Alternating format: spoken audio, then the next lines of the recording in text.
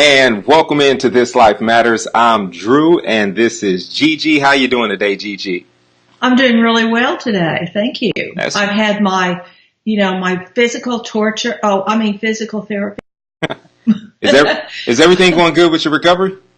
Yes, everything's going good. I had some hip repair surgery in December, and I had the physical therapy today, but then I also got to go have a massage after that. All right. Doing some self-care. Yeah, you got to do it. Yeah. So, how are you doing? I'm doing pretty good. Can't complain. As usual, get up, get my day started. I do, my scripture of the day, different things like that. And so it's been a very slow, very, very slow day, but I'm excited to do This Life Matters because we're in the moral conflicts, everyday moral conflicts series, and this is going to be a good one because we've talked about politics in the past.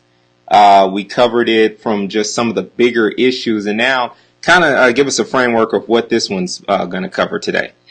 We're going to cover a little bit more personal things today. There could be things that come up in our life, and we think we've made a decision about how we would handle something.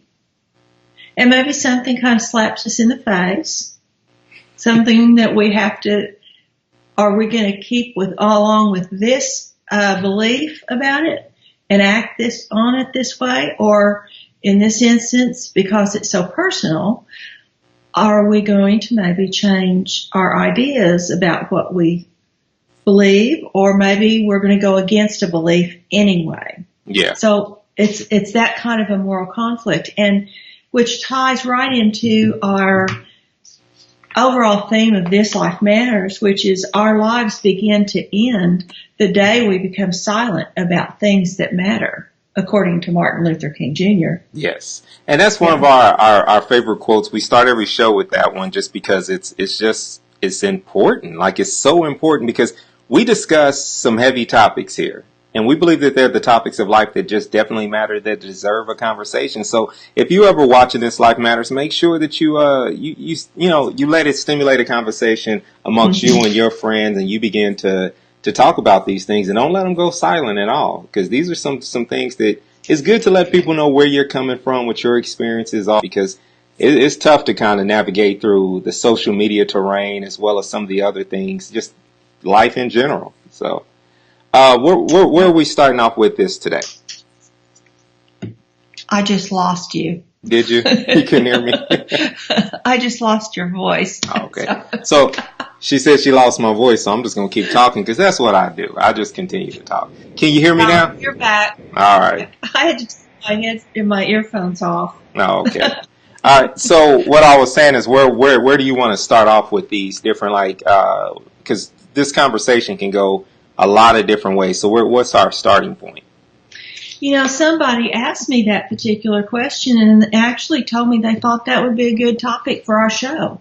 And I got to thinking about it, and we talked about it. And so, there's been times in my life, and I'm sure in yours and everybody that's listening and hearing this at whatever point they hear it, that things come up in our lives. And whether it's about your children or about your parents, maybe you thought, I'll never get a divorce, but then you end up getting a divorce, or you have to make a life or death decision.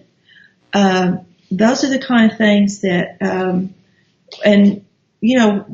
we've talked before about this, and you brought up things like what you believe about capital punishment. Yeah.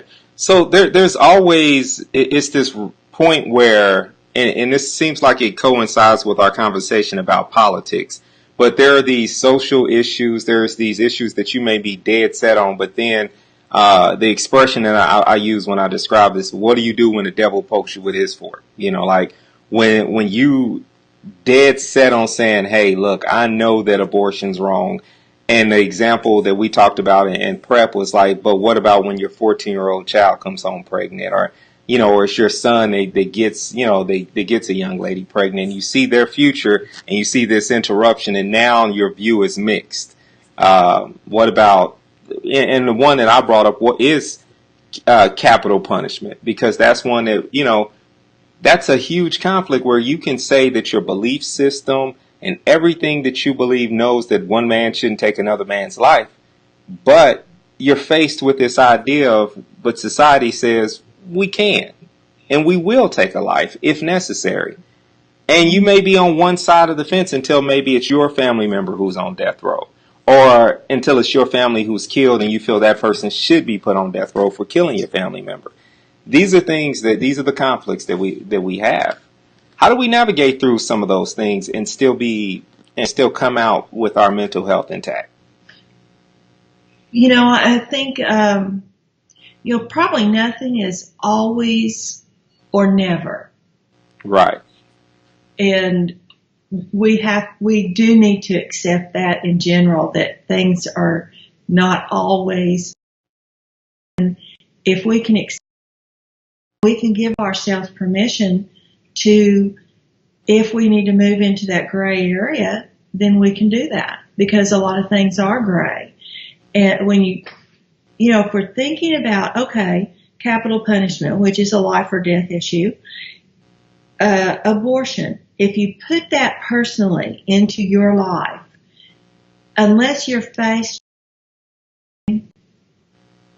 we actually probably don't know exactly what we would do. Right. And the temptation is there to speak on it, though, because everyone puts a voice to things, and we see it. Everyone has a voice in this day and age, and that's where, like in the introduction of the show, I was saying, as we navigate through social media, I found it very difficult to set new boundaries on my opinions. There's some things that I want to lend my voice to, but I have to understand that maybe, you pick the right time. And because just to be honest with you, I look at the foolish nature of how so many people lend their opinion to hate speech and other things, because it is something that they feel backs one particular social issue that they support, and they don't realize the damage that it may do to the relationship, the actual relationship. I recently had to unfriend a guy that I love, and I had to say, I'm not going to be Facebook friends with him, but I'm going to be real life friends with him.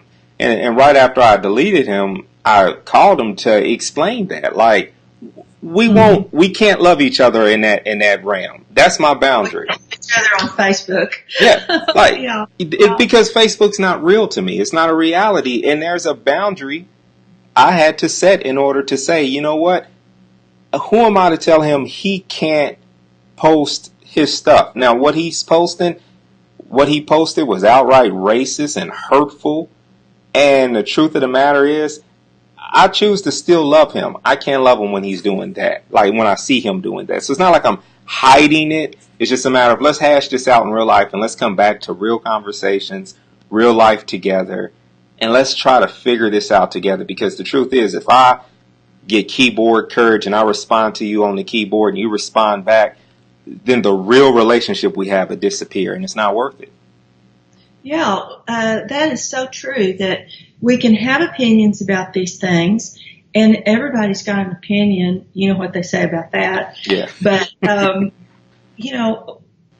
frankly, I've been in situations where I until it happened to me, one way or another, I thought I believed one way. Yeah. And maybe I really didn't. And so it can cause you to actually really think and really kind of investigate internally how that is one way to answer your question, that it affects our mental health, is that we can use the opportunity to really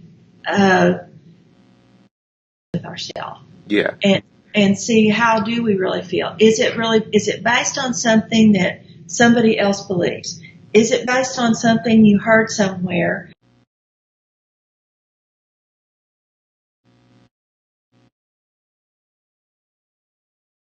And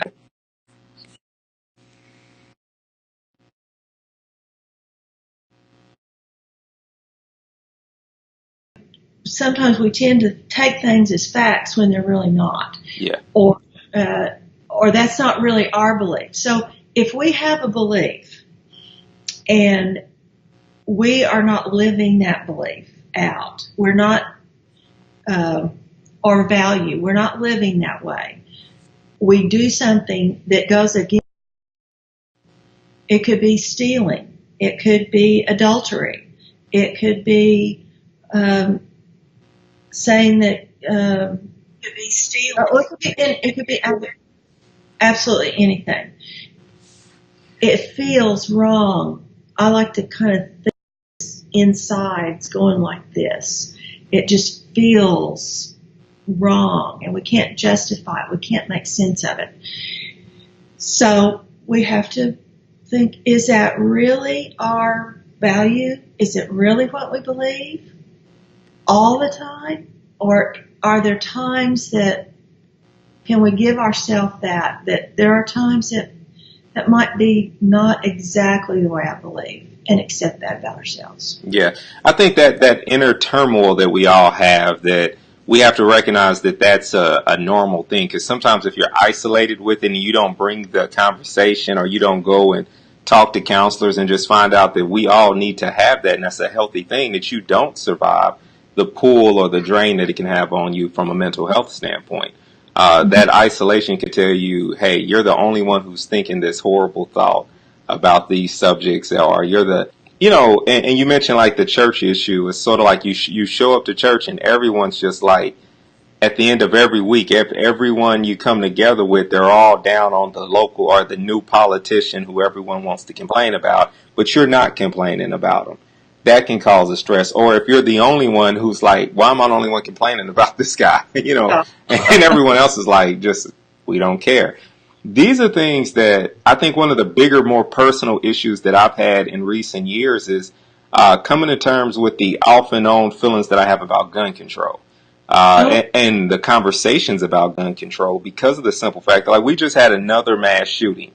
And for me, I understand one half of our right to own them, but then I see the horrible side of what they do and how they've torn people apart and how it's tearing our country apart. I, at one point in my life, was dead set. Well, I wouldn't have said what I just said at the beginning of that statement. One point in my life, I was absolutely against all guns. Like, there needs to be, you don't need to make any of them. We need to do away with it. Thank you. It's all right. I was on the extreme left side of things, and I realized once I start walking and living life with people that I love, who gave me and shared their point of view on some of these issues, I began to see it a little bit different. Once I began to experience, it was a guy that just really helped me grow and learn as a person. Back when I worked for the city of Tulsa, and he took me and Regina out to a gun range, and it was one of the funnest things I had ever done. And it washed away a little bit of my judgment. And then fast forward years later, I spent some time at a gun range again, and once again it brought me back to this. It's this in between, because now I'm like, all right, now I'm still never going to co-sign, automatic weapons, just that are just killing machines, but I can see the place that they can have as a recreational and self-defense tool, Well, as people, as your parents get older, there's issues that come up. Yes. With that. And my parents were older when I was born anyway, so I've already had two parents that have made their transition to the next world. And, here's a thought that some of my clients in counseling have said to me. Well, they haven't actually said it. I've asked the question. They come in and say, my mother, my father, whatever, they're really old. They've had a stroke. They're in the hospital. They're being sustained, and, they had a DNR maybe, but nobody's honoring it, and all of that. And I see them struggling, and I say, so you've thought, I bet you've thought maybe, I just wish that you would go ahead and die. Yeah. And they say, well, yeah, I guess I was thinking that. And I normalize that for them because that is a normal thought that people have. When there's something going on like that is somebody's either causing so much trouble or they're so sick or whatever, and people actually think that. And that is normal. And so that's why I'm saying this, because there could be some people listening that they don't know that that's actually what a normal person would think. It is, and I think that's very hard for people to come to terms with. And I have to be honest, if I'm rewinding some of the more recent events in my life where I've seen some of the people who were in the elder stages of their journey, and I saw them enter into a place of pain, these were people that I intimately loved, with my grandparents and other family members that recently passed away. And it was a relief to me personally. If I really have to be true about it, like, am I sad that they're not on this side, you know, breathing the same air with me or whatever? Yeah, a little bit. But when I think about the disease that had riddled their body and the way, the quality of life and how low it was toward the end, it's like, and what I choose to believe is on the other side for them, it's a no-brainer. It's like, and it sounds harsh, but it's like, yes, I'm glad that they've passed on to something better. And I think that's why we normalize it even in the way we say it, and we try to make it less harsh by saying passed on or moved forward, because sometimes saying, you know, the person's dead, it says something different or something deeper to people. And that's why they don't like coming to terms with the thought that they really are happy that they're gone, that they're dead. It just sounds harsher when you say dead. Yeah. But they died or something like that. It brings up an interesting point, though, that we also have to explore, is that we're always happy, or it's easy for us to come to terms with, I'm glad grandma's not suffering anymore. But when there's a younger person, right, and there's a person whose mental health had reached its limitation and they were ready to take their life, it's hard for us to come to terms with people who try to terminate their life early on in life.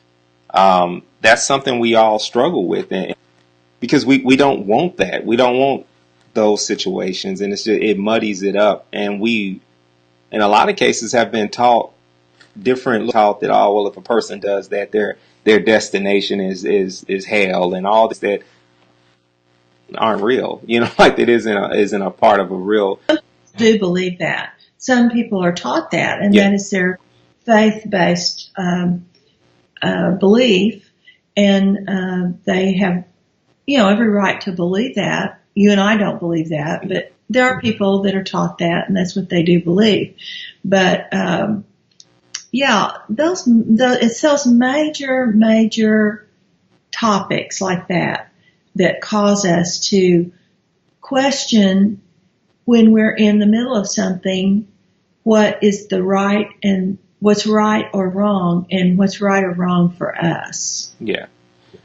So many different events in life come up that make us have to review these thoughts. And I hate that we have to wait till the mainstream media kind of gives us permission to think about it. You know, a few years back, the case up in Michigan, and I think this was 20 years, and I said a few years back, but the assisted suicide case.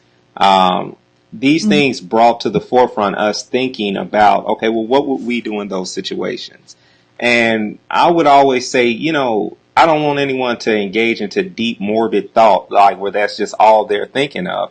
However, it is healthy for you to review what is your stand on that, but then graduate beyond just saying, hey, what is my thoughts on this? And then say, you know, share with a relative, have this conversation, maybe a difficult one that you may start an argument, but I say, be bold enough to have these conversations so people know where you stand, so that if you do wind up in that situation, that you'll be able to, you know, to have your voice heard, and you'll be able to, when you're unable to have your voice heard. So it's important to talk about these things, think them through, and know where do you stand on these things. Because also, if I tell you I'm absolutely against this, if I tell Georgine I never want this to happen, and then you're faced with this situation and you may want it to happen, I may say pull the plug at all costs, and then something happens to me and you're like, I can't let go, I can't pull the plug. But if I've told you pull the plug, you're more than likely to remember that, and then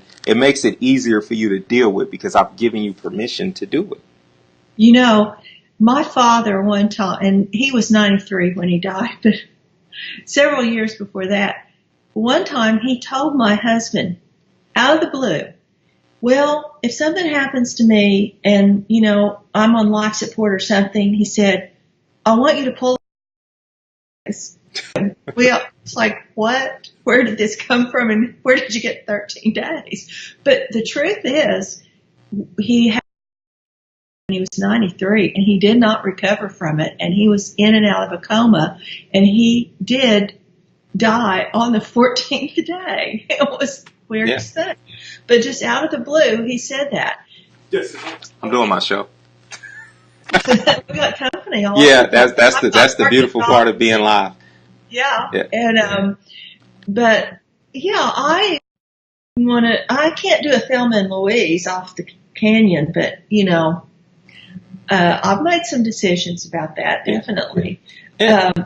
The other thing that we wanted to talk about kind of briefly is people that have a belief that it's wrong to get a divorce. Yeah. And they stay, they either, you know, they're miserable in a marriage, or they get a divorce, but they feel guilty about it, you know, for the rest of their lives. So what do you have to say about I think for me, that was one of the more personal things that I believe. I grew up with a belief system that God absolutely hates divorce, and that if it happens, that there would be punishment. And I had literally seen, like thousands of cases of divorce in my life, whether it's through television, books or media that I've taken in, or just real life. Like, because I think about every adult in my life at some point had had a divorce. So with all of those things kind of being factored in, I somehow thought and heard different things where people almost assess divorce to a curse. And so I never wanted to get one. And then I realized I got to a point in a place in my life where once I did get a divorce, there was a freedom that it took a long time for me to fight for, because I felt like there was this drag and there had to be this pull. I had even read books that told me that you're preparing for this death and all these different things. Yeah. And they were great as far as helping me through different emotions. But now I'm looking back, like almost 10, it hadn't been 10 years, but like looking all the way back and looking at where my life is now, I look at the factor that it was a necessity for me to be the man that I am today. And I'm not saying that God endorses it or anything like that, because at the end of the day, I'm pretty sure he would have wanted me to get married in the right way and do it and maintain the marriage the right way. I didn't, so therefore divorce was imminent. If you're in an abusive situation, if you're in a situation where things aren't working out and you continuously are trying and it's not working, I would not say don't let your belief system of that it's a curse on the other side or that it's something bad's going to happen. It's just like, it's a temporary thing. You do feel like you lost an arm, but apparently that arm grows back, Yeah. There's been such a stigma and a shame-based belief system about that, and seriously, the church has been. Yeah, I was told I would never be a pastor because of the factor that and that's my destiny. This is who I am. This is what I do, and no one can take that from me.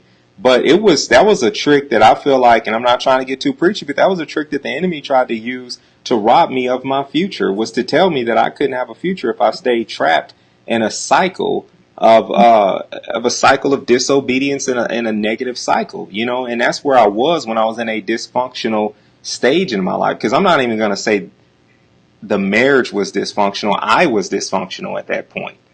And I was going to use a system of religion to stay in that cycle. And now that I'm free from it, I'm looking back and it's like, I see it clearly, like the bondage that kind of created. And so I would have to say that everyone has to know where you stand and live in the situation that you're in, but live in it with an actual truth. Don't live in it with the lie that religious systems may try to give you and tell you are the way. I was about to go preaching and start mentioning Jesus. I'm not. Well, so many things. There's just like there's two sides to every story. Yeah. It's the same way on some of these major issues, and that's why we have to put together all the resources that we have and all the experiences that we have, education, all our supportive people, but ultimately it comes down to we do what we can live with. Yeah. And if we're going to make a decision that's one of these major decisions, part of that decision is then not to feel shame and guilt about it for the rest of our lives, because that's not going to be the healthy thing to do. But it's so many people that when it comes to these everyday conflicts, they have a residual effect, and we all make some we all have these sets of morals and values which we should have, and there's often times where we abandon our moral compass. But do understand that it's a compass. You can still get back on track. You can still get back to the place you need to be healthy. Do not let these decisions affect your mental health so to a point that you're living outside of your destination, like you're living outside of all that you can be. I mean, when we talk about people who've been on drugs, they obviously made some moral compromises during that time frame, but you got to bounce back from that. You can't let that define you. You can't let anything define you. And I even say that about about religion in general. And I'm not saying about your personal relationship with God. I'm talking about the systems of religion. If you go to this church or you go and you're this particular denomination or whatnot, and they say we all vote this direction, that doesn't, you're not defined by that. You don't have to let what the group is doing make your decision. In fact, the only thing that should be helping you make your decisions is the thing that powers your moral compass, whatever that may be. For me, what powers my moral compass is Jesus. For others, it's the way they were raised, who they are, it's their environment. Yeah, and yeah, it has to be what you know is best for you. Yeah. Well, okay. I think we've covered this topic today live. I mean, we're live today. Yeah, and we'll be from now on. We'll definitely cover a lot more of this from a lot, on Facebook Live, and we'll put it out there so that can be ready to join the conversation. But we kind of just did it on a whim today, just because we're like, hey, we got a subject, let's share it with the people. The Moral Compass series. It feels like when you listen back and you watch these conversations, it's almost the same thing to some, not the same exact thing, but it's almost a similar conversation, but they're conversations that's worth having.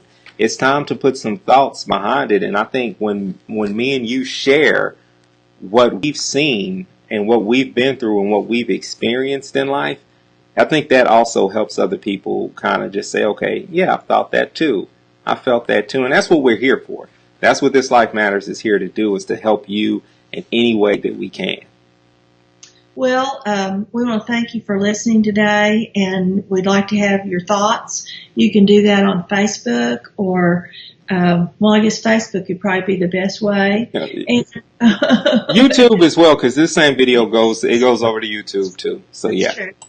So we'll be back next week with another topic about our moral compass and dilemmas and conflicts that we have in our world today, and there's lots and lots of them. We're going to talk about gentrification, right? We're going to talk about gentrification. And so this is a word that when you look it up by definition, we got like 30 seconds here before we go out. So just giving you a preview of next week's show so you can be ready for the conversation. When it comes to the conversation of gentrification, we're talking about something that, by the definition, is something we may all want for our neighborhood, but the reality of how we view gentrification and what it has done in America in a capitalist system is something that everyone should be against. So it's a conflict just even by looking at the definition of it. So be prepared for us to have that conversation and what gentrification looks like in your community, going from a place that is completely gentrified from a place that is halfway through the process.